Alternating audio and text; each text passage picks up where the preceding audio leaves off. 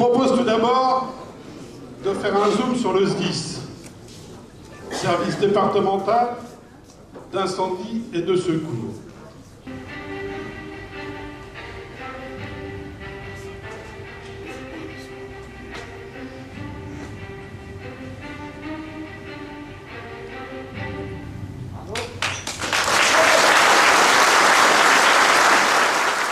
Je suis très heureux, avec les élus morétains de notre communauté de communes, adultes et enfants, et de notre communauté de communes, de vous recevoir aussi nombreux pour cette rencontre traditionnelle, mais surtout amicale. Aujourd'hui, dans notre société, un sentiment d'injustice, de non-considération, de méfiance, de lassitude se fait jour. Et l'État, après avoir tenté d'éliminer physiquement les départements et d'étouffer les communes et les intercommunalités, les appelle à l'aide pour renouer le dialogue. Si les élus de terrain avaient été, eux aussi, mieux écoutés, mieux considérés, nous n'en serions peut-être pas là. Je voudrais vous remercier, vous les élus locaux, des actions que vous menez, souvent dans des conditions difficiles, pour répondre au plus près et au plus vite aux besoins exprimés par vos habitants. Merci à vous tous. Et je sais que malgré un certain découragement, vous gardez et garderez le cap. Merci pour nos habitants et nos territoires qui ont besoin de vous. Et je vous invite à les applaudir.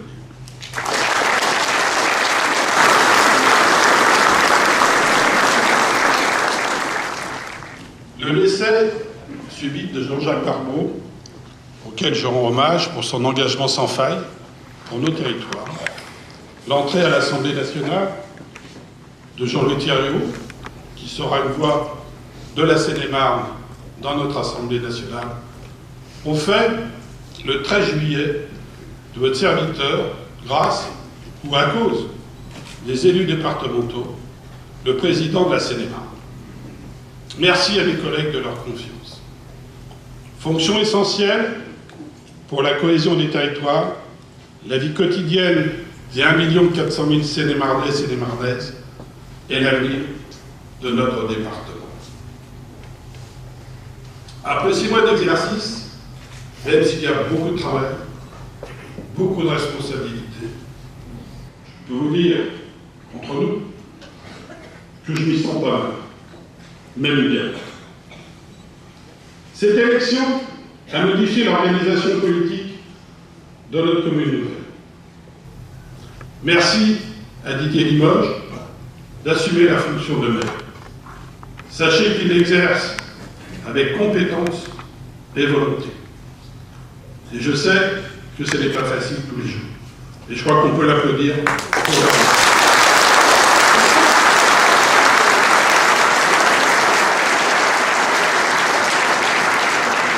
Alors à quoi l'éclaircissement me semble nécessaire pour que chacun s'y retrouve. Avec ces évolutions, je suis devenu premier adjoint de MLE et resté maire de la commune déléguée de Moret-sur-Loire. La répartition des tâches est claire entre Didier et moi. Si ça va bien, vous allez me le dire. Si ça va mal, vous allez le voir. Sachez que cet ancrage de terrain est pour moi fondamental. Il me permet de rester dans la vraie vie. Ainsi, à ceux qui me demandent s'ils peuvent toujours m'appeler Monsieur le maire, la réponse est oui, et j'espère encore pendant quelques temps. Les engagements que nous avons pris sont tenus, ce qui est essentiel pour garder votre confiance. Nos animations de qualité, notre patrimoine, qui couvre le Moyen-Âge, la Renaissance, la Belle Époque, l'impressionnisme, la qualité de notre environnement renforcée par le véloroute, le dynamisme des commerces, du tel théâtre, des galeries, attirent des dizaines de milliers de touristes. Ils viennent de tous les continents et nous découvrent avec curiosité et envie, comme le feront au printemps les candidats de la carte au trésor. Les médias français, européens, mais aussi chinois, mais aussi japonais, ont vanté notre site. Ils y retrouvent l'authenticité de la vie à la française, que nous souhaitons conserver. Morel a été sélectionné dans le dernier carré par France Bleu dans le concours de la plus belle commune d'Île-de-France. Daniel Courtelet, qui vient de nous quitter, y avait très grandement participé. Scout, créateur du Club des Jeunes, local, du son humain, des échanges avec Fernand, auteur d'ouvrages sur Morel Cizelet, et bien d'autres choses encore. Il nous a insufflé un esprit d'intelligence collective qui a inspiré bon nombre d'entre nous, dont moi, pendant 40 ans. Avec ses traits, ensemble, tout est possible. Daniel, mort sur moi, te dit merci. On peut t'applaudir pour que là où tu es, ton esprit ne cesse pas de nous inspirer. Grâce aux efforts des policiers, notre taux de délinquance reste l'un des plus faibles de Seine-et-Marne. Et je voudrais adresser mon soutien et le vôtre à toutes nos forces de sécurité qui, dans ces moments difficiles, eh bien, sont mobilisées 24 heures sur 24 et je crois qu'on peut les applaudir.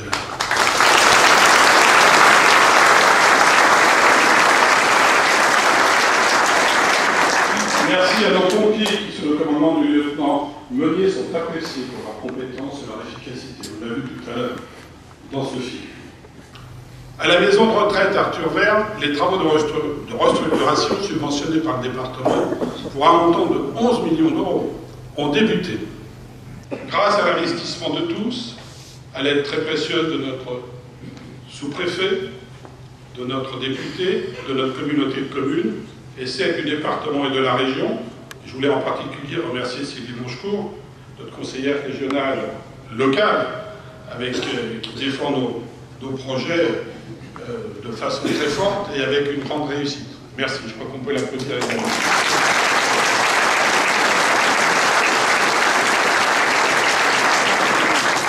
Eh bien, grâce à tous, Moret-sur-Loing propose, dans Rémélo, un cadre de vie et des services propices à une vie épanouissante pour tous. Je remercie très sincèrement tous les élus de Moret-Seine-et-Loing, de l'impératif qu'ils prennent dans la vie de notre intercommunalité. Celle-ci est tournée vers les services de proximité, d'enfance par exemple, le lien social avec les centres sociaux, la culture, le sport, et des politiques structurantes, l'économie, les transports, les inondations de tourisme. Notre grand principe, faire ensemble ce que chaque commune ne pourrait faire seule. Les baisses des dotations de l'État, 5 600 000 € depuis 2015. Jusqu'à 2016, il n'y en avait pas. C'est-à-dire que les habitants utilisaient les différents services sans contrepartie fiscale. Aujourd'hui, ce n'est plus possible.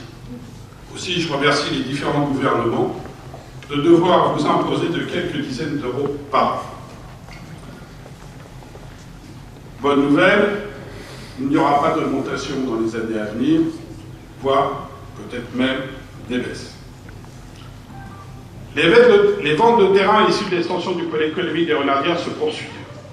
Nous avons créé plus de 1000 emplois. Une usine de mécanisation devrait assurer notre autonomie en matière d'énergie, sans risque et sans odeur. Nos investissements sur le Miscanthus portent leurs fruits, des retombées importantes sont attendues. Les travaux de déploiement de la fibre optique sont en cours, avec Seine-et-Marne numérique. Les premières communes commencent à être branchées et cela va durer sur 2 ou 3 années. C'est un investissement de la communauté de communes de plus de 3 millions d'euros. Nos haltes fluviales accueillent des centaines de plaisanciers qui consomment dans nos commerces. Le parking de la gare Moret-Veneux, ouvert il y a quelques mois, deviendra gratuit en mars pour les détenteurs du pass Navigo annuel. Ainsi, une certaine injustice est corrigée. En effet, nos habitants les plus éloignés, qui subissent le plus les retards, payaient le plus cher. Merci à Île-de-France Mobilité, à Sylvie Monchecourt et à Valérie Pécresse. La gare routière est ouverte, améliorant ainsi la sécurité. Les gares routières des collèges de Moret et de Champagne vont être rénovées grâce à Île-de-France Mobilité, améliorant la sécurité des collégiens. Le centre social à Champagne-sur-Seine gère avec professionnalisme les actions auprès de nos habitants. Notre bâtiment Espace aux habitants à Ville-Mer héberge une maison des services au public et permet à la partie la plus rurale de notre communauté de communes d'accéder aux mêmes services qu'en milieu plus heureux. 400 enfants sont accueillis chaque jour dans nos différentes structures de garde. C'est l'un des plus importants services de petite enfance du département qui est essentiel pour notre activité, pour notre attractivité et pour les familles. Le grand sujet d'actualité est la rénovation de la piscine du Grand Jardin, qui est à côté, dont les travaux ont débuté. 6 200 000 € de travaux, financés à 65% par l'État, la région et le département, et le Centre national de développement du sport. Les économies de fonctionnement, en particulier sur l'énergie, financeront l'annuité d'emprunt. Le stand de tir actuel, la piste de roller à Thomery vont être rénovés. À Moret-Seine-et-Loing, nous pouvons être fiers de notre intercommunalité. Une intercommunalité de terrain et qui reste à taille humaine. Dans l'avenir, nous devrons être toujours aussi solidaires, toujours aussi imaginatifs, toujours à l'écoute des habitants. La clé de notre réussite et notre force est d'avoir comme seule politique la défense de l'intérêt général de notre territoire et de traiter avec respect et de façon équilibrée toutes les communes, petites ou grandes. Je souhaite que cela se poursuive pour l'intérêt de tous nos habitants. Votre conseil départemental a renouvelé et remodelé ses politiques dans un cadre budgétaire restauré et consolidé. La solidarité est au cœur de notre projet départemental. Solidarité entre les hommes et les femmes de cinéma, c'est aussi la solidarité entre les territoires. Seine-et-Marne est un département avec beaucoup d'atouts, en expansion, avec Disney, Roissy, Sénart, Marne-la-Vallée. Notre rôle d'élu départemental est que cette richesse soit partagée entre tous les territoires. Pour cela, nous avons mis en place des politiques contractuelles avec les collectivités. Car qui mieux que les maires et les élus locaux connaissent les besoins de leurs habitants. Pour les communes de moins de 2000 habitants, ce sont 600 projets de terrain qui ont été réalisés. Ici, la rénovation d'une salle des fêtes, d'une cantine, d'une école, dont une trentaine sur notre canton. Les CID avec les intercommunalités. Sur notre secteur, beaucoup de rénovations sont à citer. La piscine, par exemple, la salle des fêtes, qui est à côté, la salle des fêtes dont les travaux vont commencer, celle de Montarlot, le stand de tir actuel, le gymnase à Champagne, de la voirie sur Veneux et Vernoux, le City Stade à Saint-Mamet, les jeux d'enfants à Montigny, l'espace social à Thomery. Des centaines de kilomètres de routes départementales étaient refaites, dont un tiers de celles de notre canton pour améliorer la mobilité et la sécurité. Des collèges rénovés, construits et programmés. De la culture et du sport partout et pour tous. À la fois pour la vie associative, mais également pour des équipements. Je parlerai simplement des églises de Vernoux et de Moret-sur-Lot. Et là, je ne parle que de la partie Moret. Mais il y a la partie Montreux, dont sur lequel André est très très vigilante. Et on fait la même chose.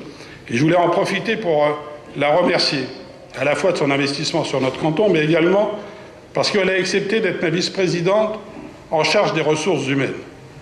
Et les ressources humaines au département, ce sont 5000 agents. 5000.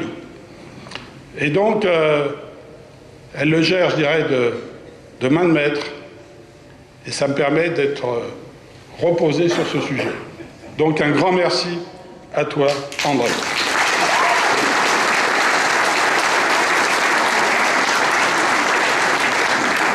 Et puis des innovations comme ID77 qui va permettre aux plus petites communes, et même aux grandes, d'adhérer gratuitement à ce service dans lequel le département propose des des projets, des conseils gratuits qui leur permettra de réaliser leurs projets.